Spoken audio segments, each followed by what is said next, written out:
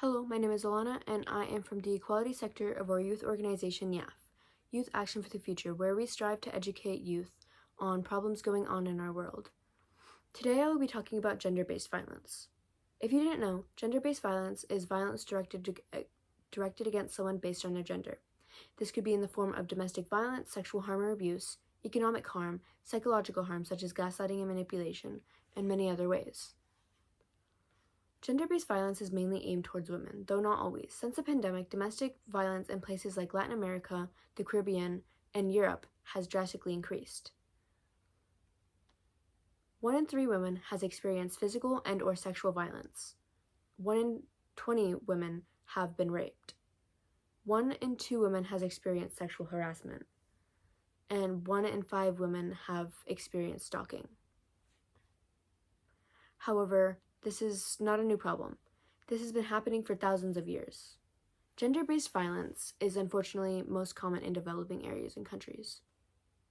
The reason for this is a lack of resources. For example, imagine someone who has been forced into an abusive relationship. The obvious way to get out of this would be to just leave, right? Well, that is not always an option for people in these situations. They have no way to get money, especially if they are being held captive in their homes. Even then, if they aren't being forced to stay home, they may not have the education in place to get a real job, or a job that can support them. So, what is the reason for gender-based violence? There are a lot of reasons, and the biggest being prejudice against a certain group or gender, social norms, and this patriarchal society that we have built. Now, let's break these down. First, prejudice. If you didn't know, prejudice is when you have a preconceived opinion on how someone of a certain group acts or is like, regardless of if you know someone from said group or not. For example, you strongly believe before meeting someone that this person is going to act in a stereotypical way or speak a certain way, simply because of their ethnic group.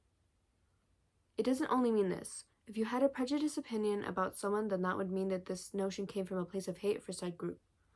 Continuing on, if someone from a different ethnic group harasses someone from, say, Hispanic descent, because you hate all Hispanic people, that would be extremely prejudiced.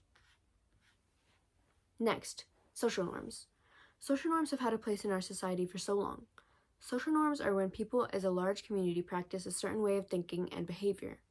Most conform to social norms simply because they are socially accepted, and sometimes those that don't participate in this way of thinking are discriminated against.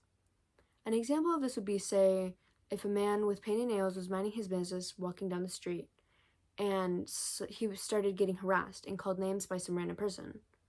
Social norms don't allow for a lot of self-expression, and people who live strictly by these norms tend to put others down for not abiding by these rules. The last reason that I will talk about is the patriarchy.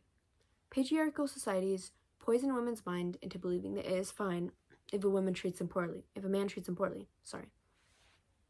That it is a man's God-given right to treat them how they wish. They make women feel that men are above all women. In societies like these, men are more prone to abuse this power. This further creates a gender divide and causes a lot of gender-based violence, however, mostly domestic abuse and sexual assault. You may be wondering, if this is such a big problem, how can we prevent gender-based violence? There are so many ways that we can help to lessen this problem, but I'll try and keep the list pretty short. You can educate people on the subject of gender-based violence. It doesn't have to be making a video like I'm doing. Even a simple conversation can help. Another way is that you can speak out when you see someone being harassed, or in a relationship that looks like it could be the start of an abusive relationship or an abusive relationship. By speaking out, I don't mean gossiping or just assuming things. I mean talking to someone who you believe might be in trouble. Of course, do this in a private setting, and try to get them the help that they deserve. Something else that you can do is to avoid victim blaming. It doesn't solve problems, rather it creates them.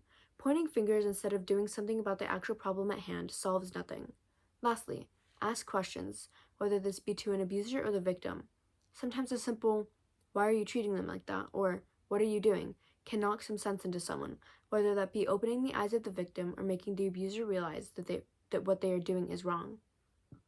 Of course, there are so many other ways to help prevent this problem, but these are all I had the time to cover for today.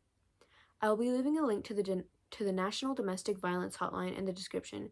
Using this site, you can either call or text to reach out if you need help. Stay safe, everyone, and I will see you in the next video. Thank you for watching.